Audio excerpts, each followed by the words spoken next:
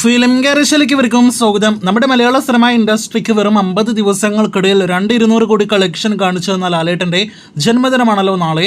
മലയാള cinema industry കണ്ട എക്കാലത്തെയും ഏറ്റവും വലിയ താരത്തിന്റെ ഏറ്റവും വലിയ നടന്റെ മലയാളത്തിന്റെ മോഹൻലാലിന്റെ ജന്മദിനം പ്രമാണിച്ച് നാളെ വരാനിരിക്കുന്ന അപ്ഡേറ്റുകളെ കുറിച്ചല്ല, മറിച്ച് നിലവിൽ ഏറ്റവും പുതുതായിട്ട് പുറത്തുവന്ന ലാലേട്ടന്റെ ഈ വർഷത്തിലെ അടുത്ത സിനിമകളുടെ ഷൂട്ടിങ്ങിനെ കുറിച്ചും റിലീസുകളെ കുറിച്ചുള്ള റിപ്പോർട്ടുകളാണ് ഈ വീഡിയോയിലൂടെ പ്രേക്ഷകരിലേക്ക് എത്തിക്കുന്നത്. എമ്പുരാൻ, തുടരും എന്നീ സിനിമകളിലെ 2 കോമൺ ഫാക്ടറുകളുണ്ട്. അതിലൊന്ന് ലാലേട്ടൻ എന്ന നായക നടന്റെ കോമൺ ഫാക്ടർ ആണെങ്കിൽ മറ്റൊന്ന് ആശീർവാദ സിനിമാസിന്റേതാണ്. എമ്പുരാൻ ആശീർവാദ സിനിമാസ് നിർമ്മിച്ച സിനിമയാണെങ്കിൽ തുടരും ആശീർവാദ സിനിമാസ് കേരളത്തിൽ വിതരണം ചെയ്ത സിനിമയാണ്. അങ്ങനെ 2 ലാലേട്ടൻ സിനിമകൾ ഈ വർഷത്തിന്റെ ആദ്യ പകുതിയിൽ തന്നെ ആശീർവാദ സിനിമാസ് വഴി ലാലേട്ടൻ്റെതായിട്ട് തിയേറ്ററുകളിലേക്ക് എത്തുമ്പോൾ ഈ വർഷം ഇനിയും ആശീർവാദ സിനിമാസിന്റെ റിലീസുകൾ അവസാനിച്ചിട്ടില്ല എന്നൊരു റിപ്പോർട്ടാണ് ഈ വീഡിയോയിലൂടെ പ്രേക്ഷകരിലേക്ക് എത്തിക്കാനായിട്ടുള്ളത്. 2025 എന്ന ഈ വർഷം ആശീർവാദ സിനിമാസിന്റെ ലാലേട്ടൻ സിനിമകളായിട്ട് ഇനി 3 സിനിമകൾ ഈ വർഷം റിലീസ് ചെയ്യുമെന്നൊരു റിപ്പോർട്ടാണ് ഏറ്റവും അവസാനമായിട്ട് പുറത്തു വന്നിരിക്കുന്ന റിപ്പോർട്ട്.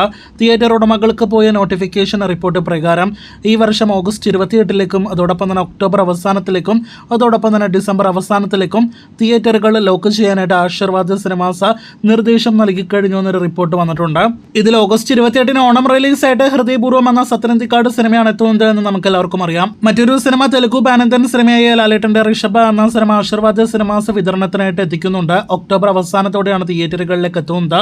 എന്നാൽ ഡിസംബറിലേക്ക് ഏത് സിനിമയാണ് ആശീർവാദ സിനിമാസ് ചാർട്ട് ചെയ്തതെന്നാണ് ഇതിനോടൊപ്പം തന്നെ ഇങ്ങനെ ഒരു അപ്ഡേറ്റ് വന്നതിന് ശേഷമുള്ള പ്രധാനപ്പെട്ട ചോദ്യം.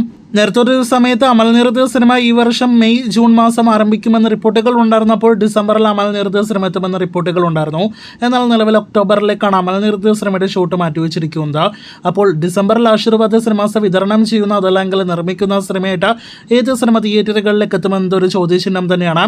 ഇതിനിടയിൽ റാം എന്ന സിനിമയ്ക്കും ഈ വർഷം അവസാനത്തോടെ റിലീസ് സാധ്യതകൾ ഉണ്ട് എന്നൊരു റിപ്പോർട്ട് പുറത്തു വരുന്നുണ്ട്. ഇനി അഥവാ ഇതൊന്നും തന്നെ അല്ലെങ്കിൽ ലാലേട്ടനെ നായകനാക്കിയ ജിത്തു ജോസഫ് സിനിമ വളരെ വേഗം ഷൂട്ടിംഗ് ആരംഭിച്ചതോടൊപ്പം തന്നെ റിലീസ് ചെയ്യാനുള്ള സാധ്യതകളുമുണ്ട്. അങ്ങനെ പറയാൻ കാരണം നേര് എന്ന സിനിമയാണ്. 2023 ഓഗസ്റ്റിലായിരുന്നു സിനിമയുടെ ഷൂട്ടിംഗ് ആരംഭിച്ചത്. സിനിമ തിയേറ്ററുകളിലേക്ക് എത്തിയത് ഡിസംബറിലുമായിരുന്നു.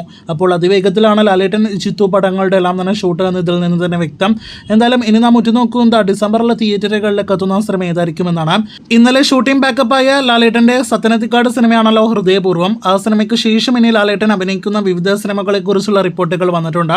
അത് പ്രകാരം ലാലേട്ടൻ അടുത്തതായിട്ട് ജോയിൻ ചെയ്യാൻ സാധ്യത ബബ്ബ എന്ന സിനിമയിലേക്ക് തന്നെയാണ്. ജൂൺ മാസത്തോടെ ആയിരിക്കും ലാലേട്ടൻ സിനിമയിലേക്ക് ജോയിൻ ചെയ്യുക.